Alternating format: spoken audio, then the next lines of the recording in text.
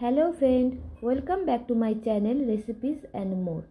আজকের আমি আমার চ্যানেলে ছোট্ট ছোট্ট বন্ধুদের জন্য রেখেছি একদমই নতুনত্ব একটা রেসিপি। আশা করছি তোমাদের খুবই ভালো লাগবে। আমরা যেসব মায়েরা আমাদের সন্তানদেরকে নিয়ে খুব চিন্তিত থাকি যে তাদেরকে রোজ নতুন নতুন কী কী টিফিন বানিয়ে দেওয়া যায়, তাদের জন্যে আজকের আমি এই রেসিপিটি রেখেছি। এই রেসিপিটির নাম হলো কোরিয়ান নুডলস। কীভাবে বানাতে হয় চলো একবার দেখে নিই।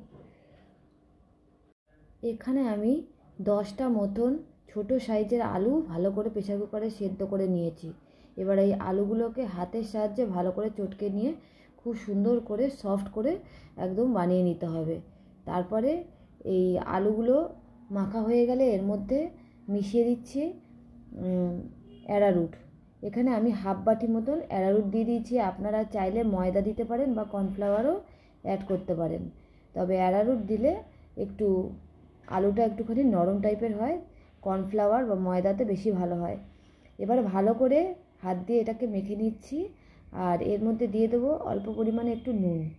সবগুলোকে একসাথে খুব ভালো করে মেখে নিয়ে এবারে আমি অল্প অল্প অংশ নিয়ে এই অংশগুলোকে হাতের সাহায্যে লম্বা লম্বা করে আমি একটা অংশ সাপের মতন করে বানিয়ে নিচ্ছি। এটা আপনারা চাইলে ছোটো ছোটো টুকরো করে গোল গোল করে চ্যাপ্টা করেও বানিয়ে নিতে পারেন, তবে লম্বা করলে একটু রিস্ক হয়ে যায়, মাঝে মাঝে মাঝখানে একটু ভেঙে যেতে পারে। আপনারা চাইলে এইভাবেও বানাতে পারেন বা ছোটো ছোটোভাবে বানিয়ে নিতে পারেন। এইভাবে আমি সব অংশগুলোকে তৈরি করে নিচ্ছি লম্বা লম্বা করে, হাতের সাহায্যে এইভাবে তৈরি করে নিচ্ছি।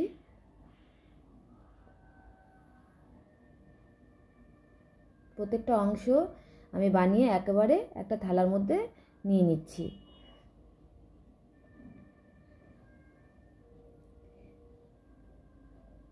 বন্ধুরা, এইভাবেই আপনারা বাড়িতে কোরিয়ান নুডলস বানিয়ে দেখবেন। আপনাদের বাড়ির বাচ্চারা ভীষণ ভালোবাসবে, বড়রাও খেতে ভালোবাসবে। বিকালবেলায় যদি কিছু নতুনত্ব কিছু খেতে ইচ্ছা করে, তখন আপনারা এরকমভাবে ঘরে থাকা আলু দিয়েই একটা নতুনত্ব টিফিন বানিয়ে নিতে পারেন বা স্ন্যাক্স বানিয়ে নিতে পারেন। এবার এখানে আমি একটা পাত্রের মধ্যে জল ভালো করে ফুটতে দিয়েছি, তারপরে সেই লম্বা লম্বা অংশগুলোকে আমি এর মধ্যে দিয়ে দিচ্ছি।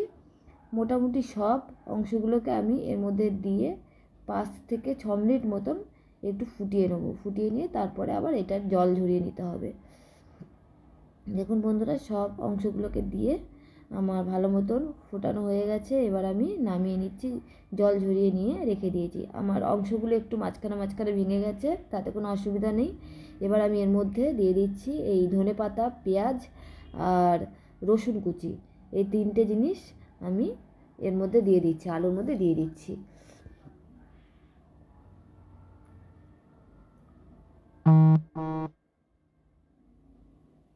এই রসুন দিয়ে দিলাম, ধনেপাতা দিয়ে দিলাম।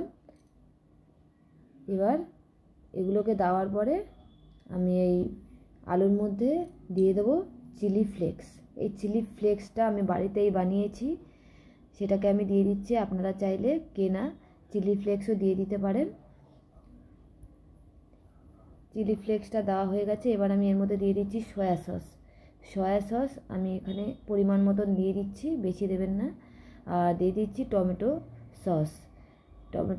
সয়া সস দেওয়া হয়ে গেছে। এবার সবার লাস্টে এর মধ্যে দিয়ে দিব গরম তেল। যে কোনো তেল খুব ভালোভাবে গরম করে এর মধ্যে দিয়ে দেবেন। এইবারে বন্ধুরা, আমার এই স্ন্যাক্সটা পুরোপুরি রেডি, নুডলসটা পুরোপুরি তৈরি। এইবারে আপনাদের খাওয়ার জন্য পুরোপুরি তৈরি হয়ে গেছে। খেয়ে দেখবেন বন্ধুরা, অপূর্ব খেতে হয়। বাচ্চাদেরকে দেবেন, বড়োদেরকে, যাদেরকেই দিন না কেন খুব খুশি হবে। আর যদি ভালো লেগে থাকে এই রেসিপিটি, আমাকে লাইক, শেয়ার, সাবস্ক্রাইব করতে কিন্তু একদমই ভুলবেন না বন্ধুরা।